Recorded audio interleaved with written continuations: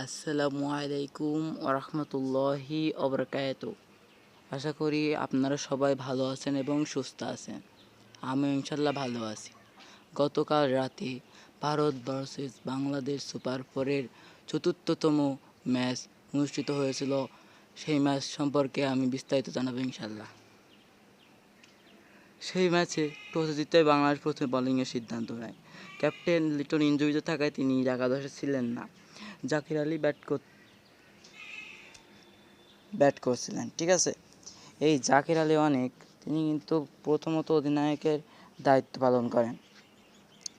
তিনি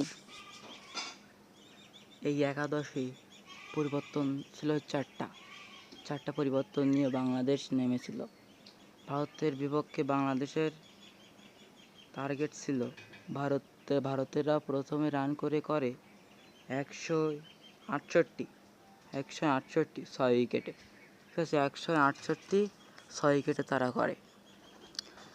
জয় ব্যাট করতে নেমে প্রথমেই উইকেট হয় তানজিদ তামিম, তারপর পারভেজ হোসেন ইমন, তারপর তাহির হৃদয়, এক এক করে সবাই পড়তে থাকে। এইভাবে পরে আমরা পরাজয় লটিয়ে পড়ি।